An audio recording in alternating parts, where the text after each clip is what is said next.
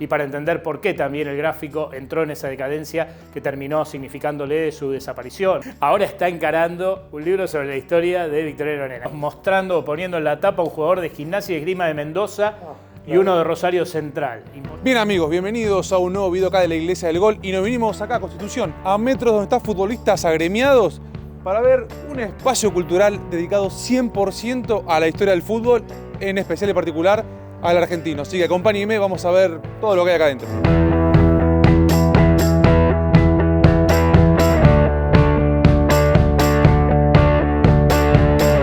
Claro, bueno, esto arranca en 2015, cuando yo empiezo a tener la posibilidad material o económica de poder contar con un espacio así, que ya lo venía ideando o soñando desde muchos años antes, ¿no? La idea siempre fue generar un espacio cultural del fútbol, ¿no? Un lugar donde la cultura futbolera y la historia del fútbol vivieran, ¿no? O sea, tuvieran la posibilidad de manifestarse no solamente a través de todo el material periodístico, fotográfico, de archivo que uno venía acumulando. La idea era hacerlo mucho más accesible para la gente, sino también a través de actividades, eventos, como ser talleres, charlas, seminarios, presentaciones de libros y poder, digamos, descubrir todo un mundo de posibilidades que hay hoy en día en relación con la historia del fútbol, que tiene que ver, por un lado, con la posibilidad de contar con un lugar físico así como pero también con otras posibilidades que ya exceden al mundo de lo real o tienen que ver con las nuevas herramientas digitales, como para generar, digamos, archivos y consultar material periodístico digitalizado, ¿no?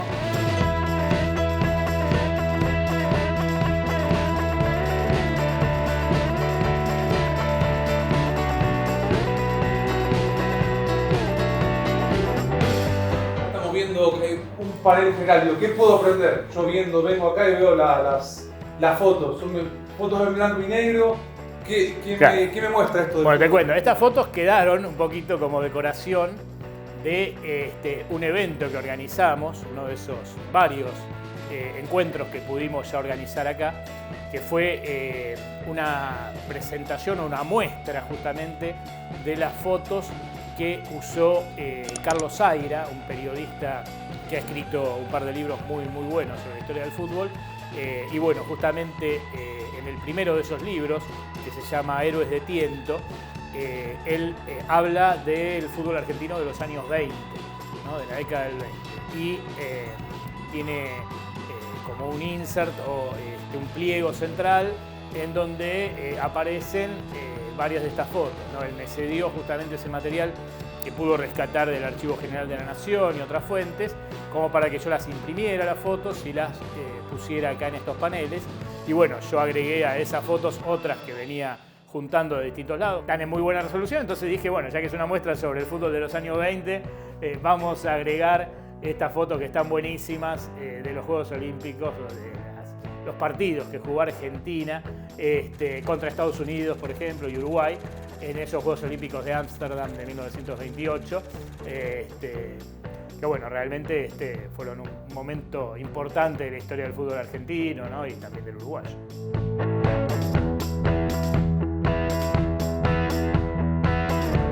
Y de las fotos que están acá colgadas, ¿cuál creemos que es la más representativa, quizás del fútbol argentino o de esos años al menos?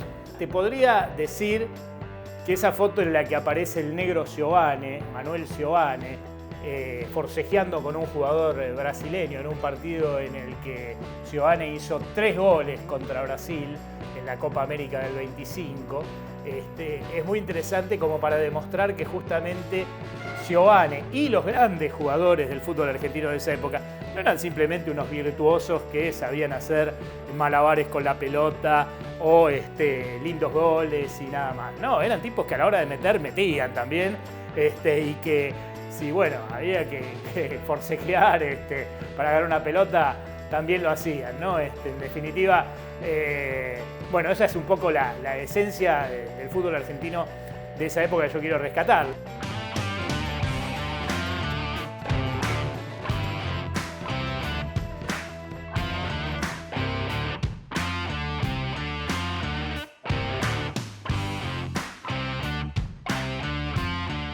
acá, bueno, está como lleno de revistas de gráfico. Hoy día es digital el gráfico, ¿no? Pero... Hoy en día en realidad no sale ya como revista, ¿no?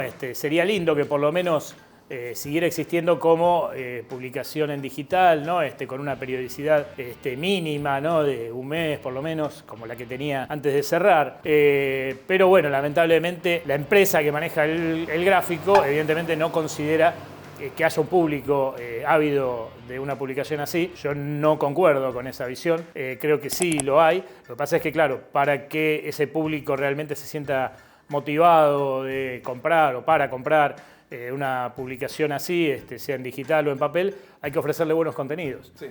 Y lamentablemente, bueno, el gráfico había entrado en una decadencia muy grande, producto de su compra por parte de la gente de TIC, ¿no? O sea, de los dueños del fútbol.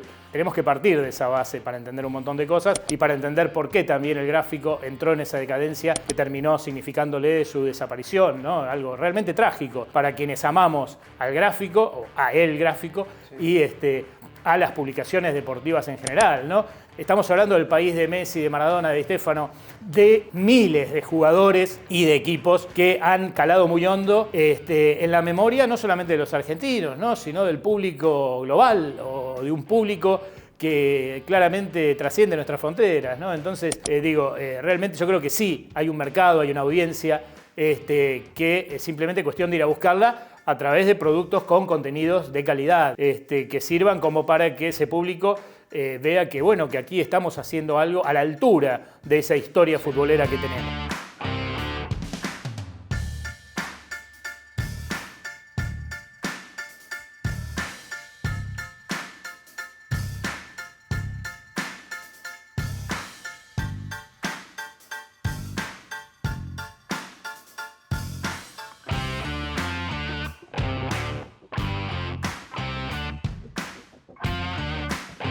De 2015 a 2016, o sea, tenés de todo. ¿Qué claro. Seguís comprando? Vos fijate las diferencias, ¿no? Además, entre una y otra, ¿no? Totalmente, ¿no?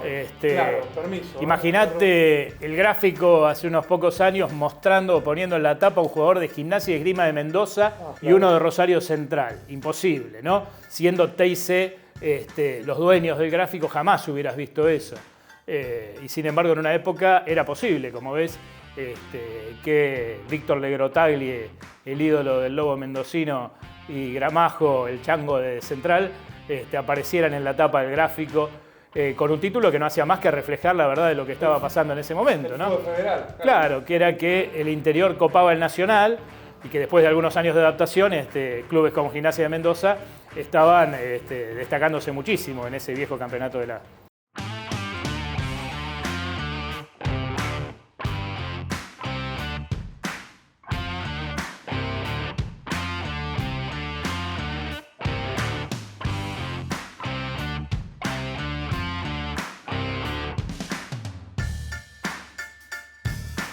Bueno, si uno quiere arrancar a empezar a leer un poco de fútbol argentino, ¿por qué libro, por qué literatura recomendás empezar a empaparse?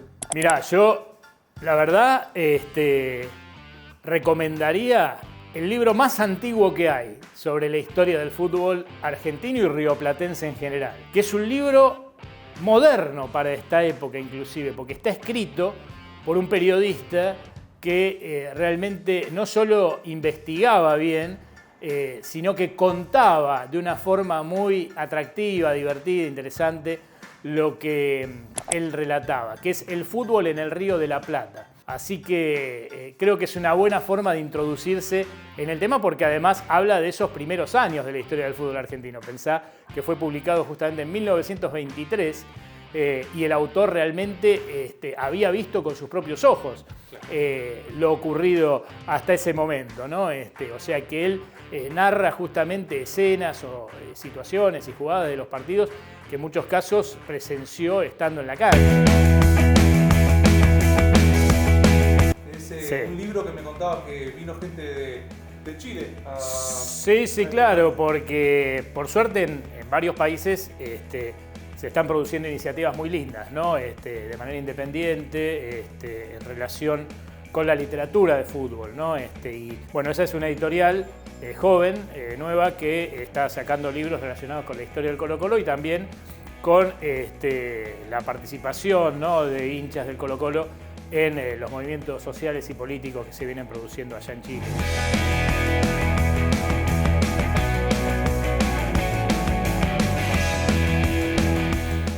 A mí me llama la atención, siempre desde mi ignorancia, hace mucho el fútbol del ascenso, por ejemplo, tenés un libro gigante de la historia de Tristán Suárez, por ejemplo. Claro, bueno, es una locura. Sí. Y realmente el autor, Gustavo Basiukiewicz, es un tipo que está medio loco.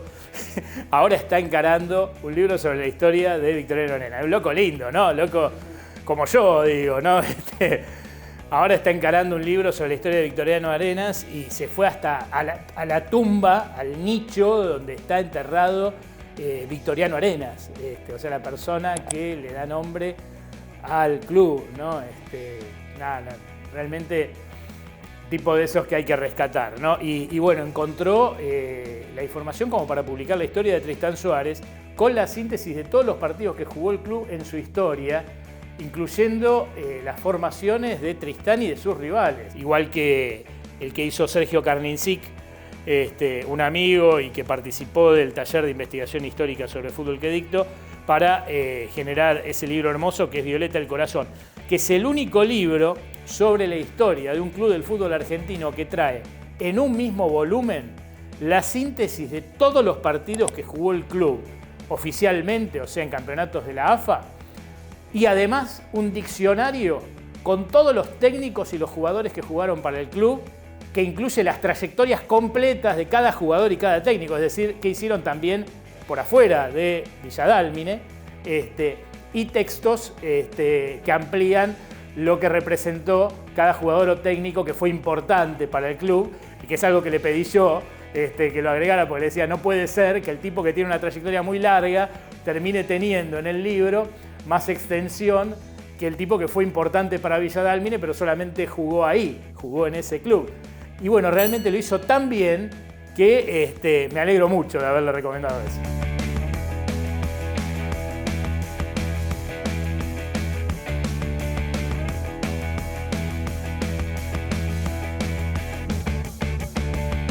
Claro, la tribuna era un viejo sueño que uno tenía, conseguir justamente una tribuna de tablones, ¿no? Tablones de madera bien antiguos, que yo creo que estuvieron en alguna cancha de verdad, porque los hice barnizar, no pintar, justamente como para que quedaran un poco así de la forma en que llegaron, pero de la forma esa en que venían te podías dar cuenta de que claramente tenían muchos años de vida encima, y que estuvieron seguramente en alguna cancha de verdad.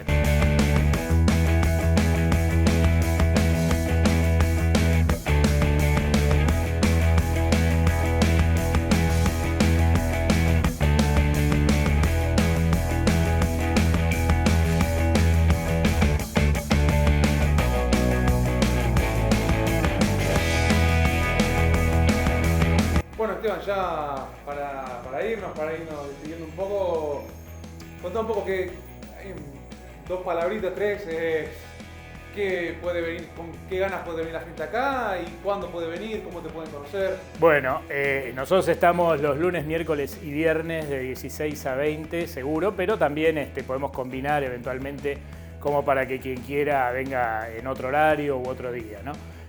Así que por supuesto, a disposición de todos los que tengan cualquier inquietud en relación con la historia del fútbol en general o de un club en particular, ¿no?